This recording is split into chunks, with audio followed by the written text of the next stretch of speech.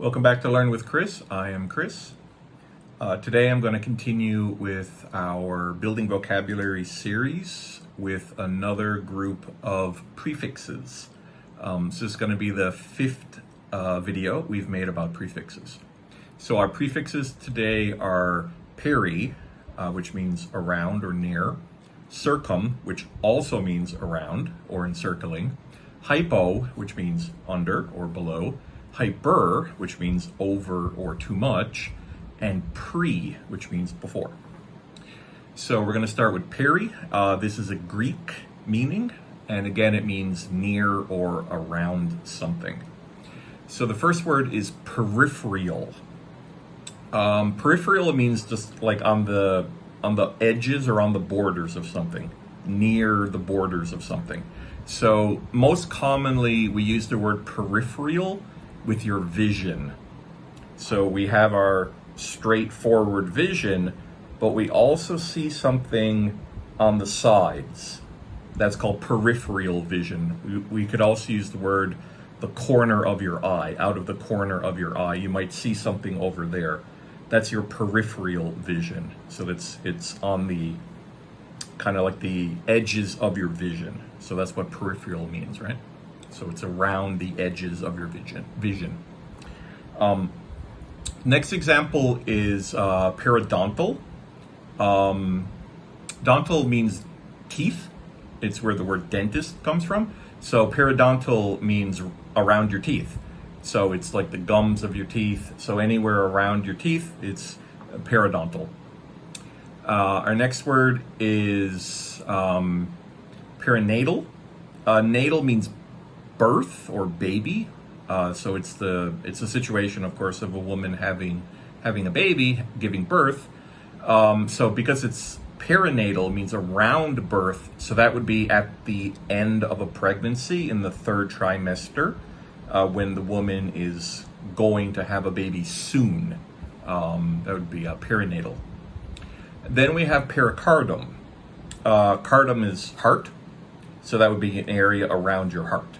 So that's where the word cardio, right? Cardio exercise, that's exercise for your heart, or cardiovascular, so the heart and vein system in your body.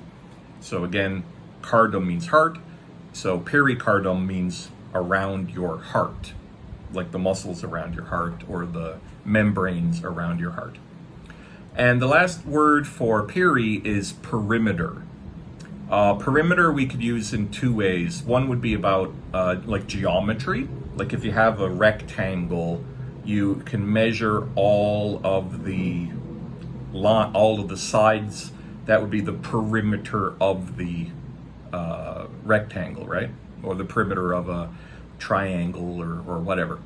And we also use perimeter in real life for like a building, and then there would be a fence around it. That would be the perimeter of the building, something like that.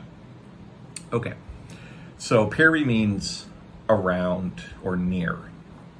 Okay, now our second word, circum, also means around or circling, but it's Latin. So this is a key point. So we have words in Greek and we have words in Latin, even though they mean the same thing. So circum has a very similar meaning to our first example, but the first example is Greek and circum is Latin. So our first example is circumference. Circumference is generally around a circle. So for example, we could measure the circumference of the Earth. How long would it take to drive your car around the entire Earth? It's 40,000 kilometers, give or take. Then we have circumnavigate. Navigate means to sail a boat, so to sail around.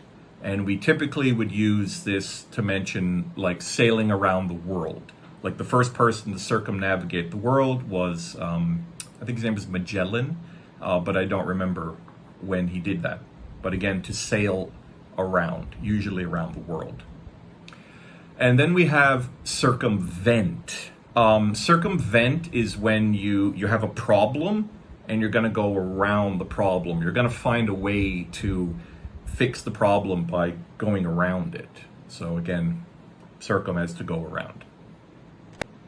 And the next circum is circumcision. and this is both a medical and a religious practice where they would actually cut around the head of a baby boy's penis and cut off some of the skin.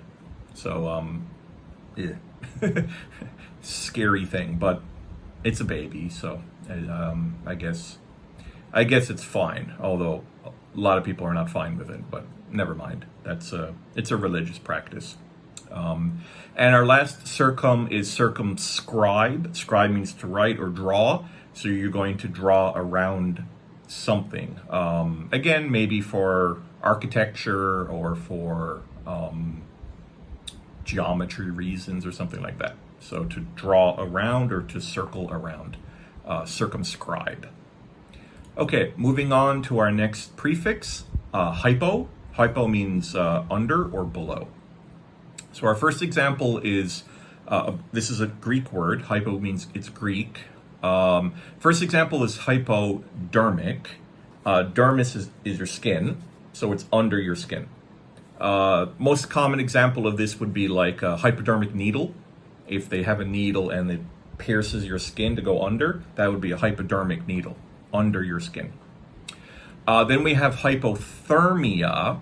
Hypothermia is when your body is in like very cold water and your body starts to freeze and your body temperature drops below an acceptable level, and you will probably die if you don't get out of the water.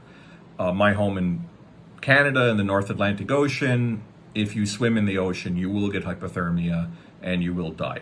So it's quite dangerous. Next example is hypoglycemia. Glycemia. So glyc is sugar and nemia is blood. So under blood, how do I say that right? Under your blood sugar level is under what it should be. So we're seeing a lot of medical related words here: hypodermic, hypothermia, hypoglycemia, and again, a lot of medical words in English come from Greek. That's just medical English is very much based in the Greek language, right? Or it has Greek origins, I should say. So hypoglycemia is when a person has low blood sugar, right? Which would be very dangerous, for example, for somebody who has diabetes. Our next example is hypochondria. So this is a person who has hypochondria. They are very worried about their health and they think that they have a lot of health problems when maybe they don't. So it could be like a psychological problem. They're scared that they're sick all the time. They go to the doctor all the time.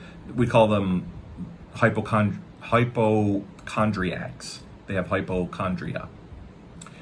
And now the word itself, under, it actually means under the cartilage of your ribs. This is a little bit complicated, but in medieval times, like 500 years ago or older, longer, they thought that different health conditions were related to body parts. They call them humors, and one of the humors would have been under your cartilage. So it's a little bit complicated where this word comes from, but it means a person who thinks they're sick all the time, basically. And our last example is hypotension. Now, in the next example, we're going to have hypertension. Hypertension means high blood pressure. So hypotension means low blood pressure, or the blood pressure is under normal, right? Under the normal amount. Okay, so our fourth prefix is hyper, and hyper means over or too much or excessive. So first example, hypertension. So if you have high blood pressure, that's hypertension. So the pressure of your blood is higher than it should be. It's too much, right? Next example is hyperactive. We usually use this word for children who are too active, right? They're crazy, they're running around, and they have a lot of sugar in them. They're hyperactive. Usually young boys are hyperactive, right? Too much activity. Then we have hyperbole. hyperbole. So this, again, a little bit complicated where the word comes from. But what it means, by the way, it's not hyperbole. That's not how you pronounce it. It's hyperbole. And hyperbole is effectively exaggeration or telling stories that are actually beyond the truth. You know, tall tales, exaggeration. When you're telling a story and you're making it bigger than it really was, that's hyperbole. It's like exaggeration. Then we have hyperinflation. Everybody knows what inflation is. So hyperinflation is when the inflation rates are very, very high. And this, of course, is super bad for economies. Okay, and our last example for hyper is hypersensitive. And we could use this in two different ways. Either as a person's emotions. If you're hypersensitive, your emotions are sensitive. You're too sensitive to what other people might say about you or something like that. But then there's also physical hypersensitive, like you could have like allergies, and you might be hypersensitive to pollen or dust or animal hair, and that would cause a serious, allergic reaction. So you could be hypersensitive to some things, right? Or hypersensitive in your personality. Okay, and our last one is pre, P-R-E. Pre means before. So all of what we're talking about here are prefixes, and prefix is a pre-word. So prefix is a prefix.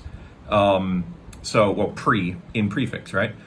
So prefix, of course, is the word we put before the word, right? So we have the word, we put the prefix before it. So that's the whole point of what we're talking about here. So prefix is an example of a prefix. Our next word is prehistoric. Now, when we say prehistoric, obviously we mean before history, but what does that mean? When we say prehistory or prehistoric, they mean recorded history. So when human civilization started recording things like maybe 7,000, 8,000 years ago, something like that, that's considered the beginning of history. But what happened before that? Well, lots of stuff happened before that because the world is, 4.5 billion years old. All of that is prehistory, before history, right? Because history is actually not very old. And then we have the word prejudice.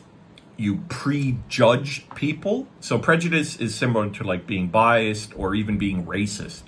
If you have prejudice towards somebody, you have negative feelings about them. You judge them before you know them, based probably on their sexuality, their gender, their skin color, something like that.